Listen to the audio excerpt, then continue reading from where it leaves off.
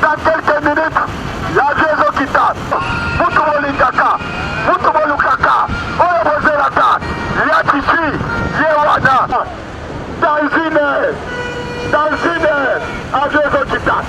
Bobo Kama, Bobo Shana, Yatichi, dans la bilégia, on va dire Tambula, Yataro Tambula, Yataro Tambula Lelo, Makolo, Agotambula la Bino Lelo, Mobala Gotambula la Bino Lelo, Yatiche Legia, dans la bilégia Chichi. On dit c'est le Kaouki, Bapeto Batomokolo Zela, Baketo Yamaya Chichi, Baketo Yamaya Chichi. Alors Bagi Nagotikate, j'irai jusqu'au bout, tu sais que est là, à Zokende, jusqu'au bout, tu sais que est à Kolonga. L'homme, Mutumo Mutumo Yokaka, Mutumo Yokelaka, Dans une retraite, vous en allez, avec les déjà, tu sais que dans Moulumba, dans une retraite, vous pouvez travailler. Aboya dit de luxe, à cause du peuple. Aboya Nyonso, à cause du peuple. Le peuple d'abord. Ami Kabaye Moko, pour la population d'ailleurs, arrive, tu sais que arrive.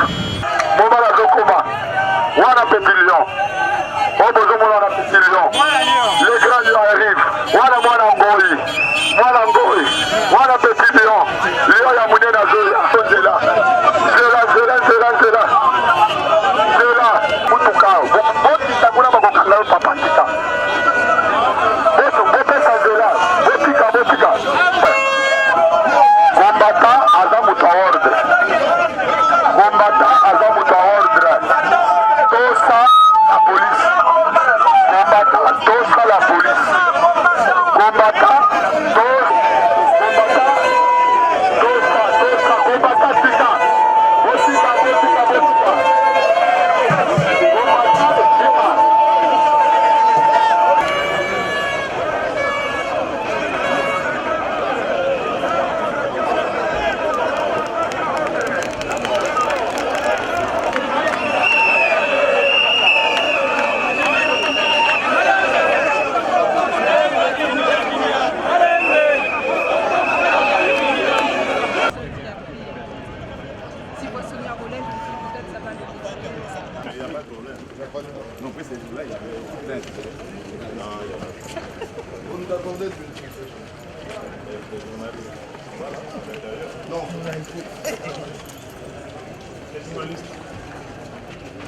Vous savez, donc, le président Daniel est arrivé à Brazzaville.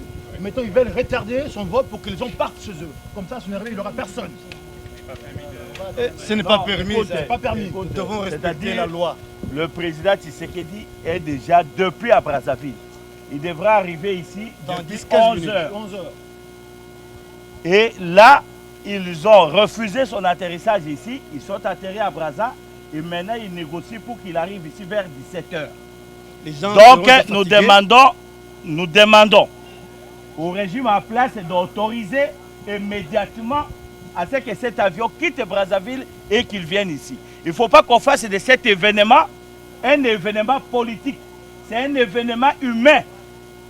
C'est un monsieur qui a quitté son pays dans les conditions que nous connaissons. Il est en train de faire son retour aujourd'hui.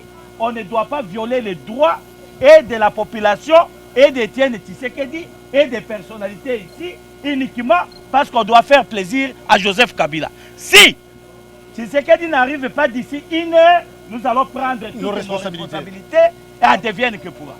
Merci. Mosala Nanga ya porte-parole à UDPS. Na ABC, peuple congolais mobimba. Que bato oyo bazali na pouvoir sikoyo. Oyo peuple apona quitté. Basali manso tout.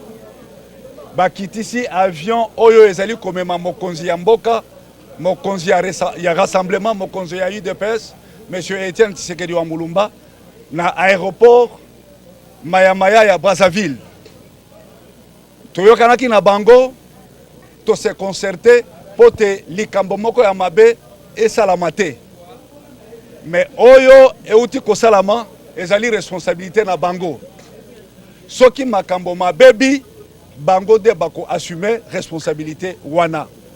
To sengi ba peuple ba rester nanu calme en attendant que parce que Topesi Bango, 30 minutes, va résoudre le problème Wana. Ce qui se passe, c'est qu'il y a beaucoup de manœuvres dans le vol du président. D'abord, au départ de Bruxelles, on avait téléphoné, Kinshasa avait téléphoné au commandant de l'avion, donc au pilote, de retarder l'atterrissage à 17h. Il s'est fait que maintenant, l'avion a atterri à Brazzaville alors que c'était un vol direct. Nous avons obtenu l'autorisation d'un vol direct Bruxelles-Kinshasa. Cet avion n'était pas prévu, le routing de l'avion n'était pas de Brazzaville. Ça n'a jamais été prévu dans les routings. Toutes les dispositions avaient été prises pour que l'atterrissage se fasse directement à Kinshasa, pas à Brazzaville. Donc nous sommes surpris de voir que cet avion traîne à Brazzaville depuis 2 heures. Donc, pour nous, ce sont des manœuvres dilatoires pour retarder l'arrivée du président à Kinshasa, pour qu'il puisse invoquer les raisons de sécurité. Ils vont invoquer les raisons de sécurité pour que l'avion arrive à 17 heures et que les combattants se fatiguent. Et nous disons aux combattants de ne pas se fatiguer. Ils doivent absolument être vigilants et rester à l'aéroport jusqu'à l'arrivée du président. Ce n'est pas beaucoup passé. Alors,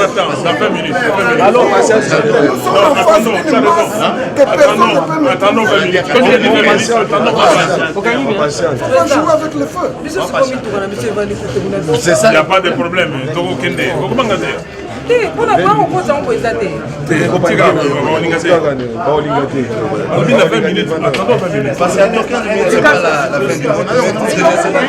Mais ils ont reçu l'ordre d'aller atterrir à Brazza et de n'entrer ici que vers 17h.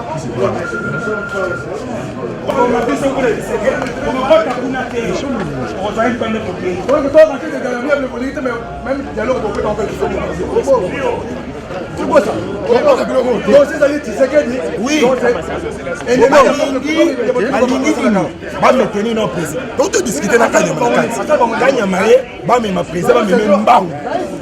carte baina on yango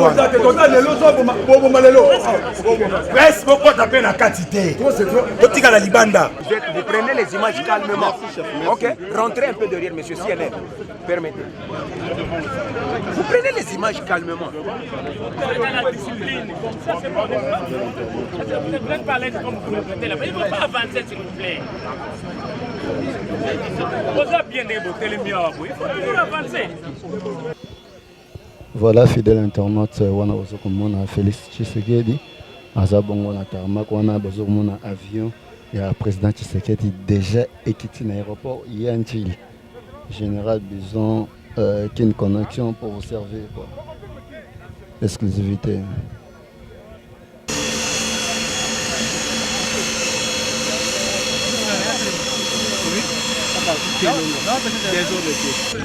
Tambola on est partout.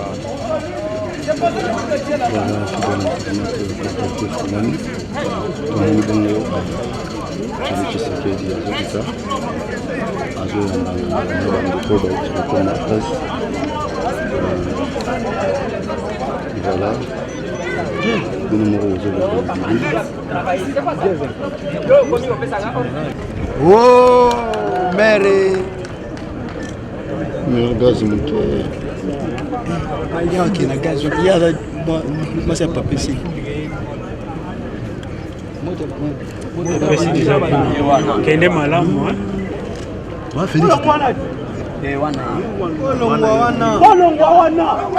Cameraman, photographe. Monisco. Oh, Monisco est au camp.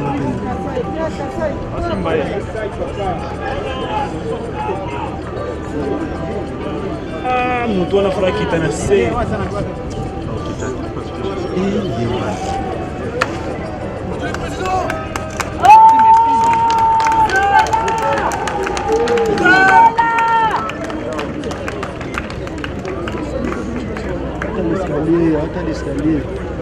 Atomba mtatapo ya bless.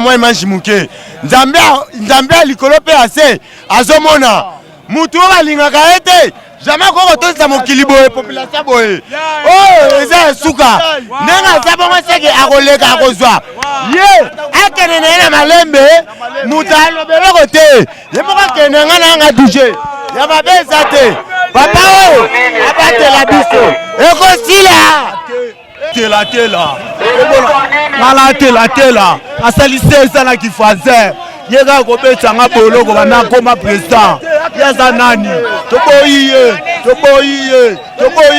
sate kiteti akufa weza bapela bakoko alongwa oza trésor champion lidusu kanda ya mboka office du pays. En tout cas, on appelle un azabo 34 ans d'âge maintenant on a foutu l'anda côté. Abisi kanda makasa mboko et comment faire biso ba congolais. Yango na lobby, yambala yo Kisimba Kabila. Je m'appelle Trésor Kibanga. Zonga la Rwanda yo. Nyama mukindandela.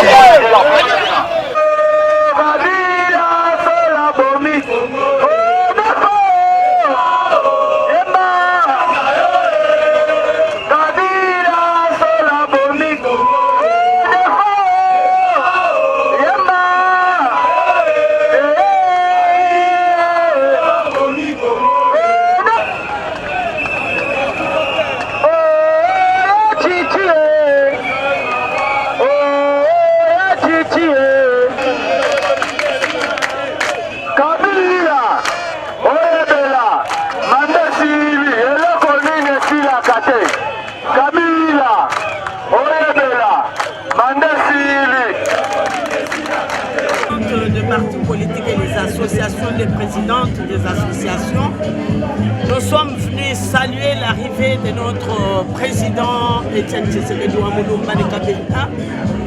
Nous avons vite compris que vraiment c'est ça même la vie des Congolais et les Congolaises, parce qu'aujourd'hui c'est un grand jour pour tous les Congolais en soi.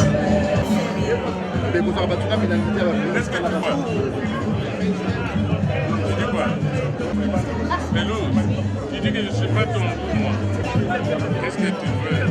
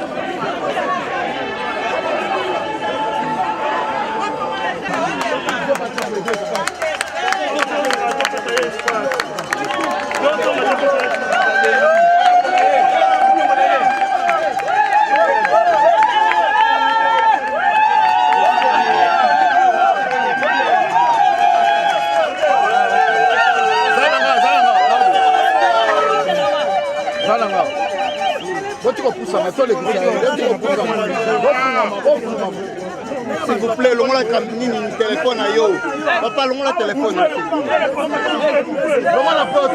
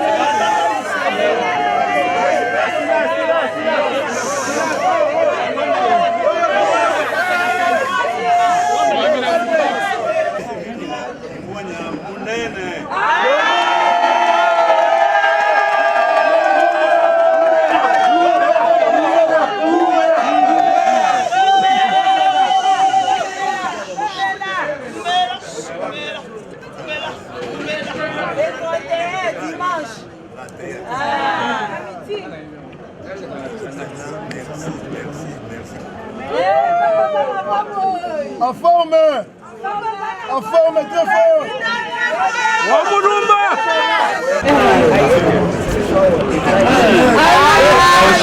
Penchez micro boy. Tiens penchez micro voilà.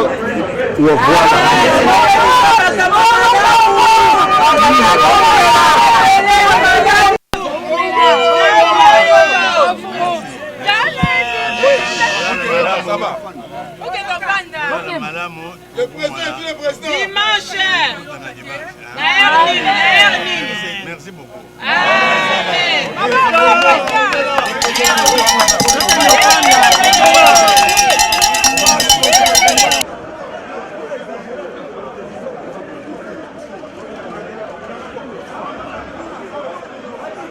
Comment ça a été le voyage? Excellent, on a fait un très très bon voyage, ça s'est très très bien passé. À un moment donné, on nous a dit que le commandant, on lui a reçu l'ordre qu'il devait attendre. Oui, on lui a donné une fausse information comme quoi il fallait attendre parce qu'il y avait beaucoup trop de trafic, il fallait peut-être venir au-delà de 17h. Mais le président a dit pas question, on met cap sur Kinshasa à l'heure qui était prévue. C'est ce que j'avais dit à RFI. C'est ce que j'avais dit à RFI parce que j'ai eu l'information de Roger.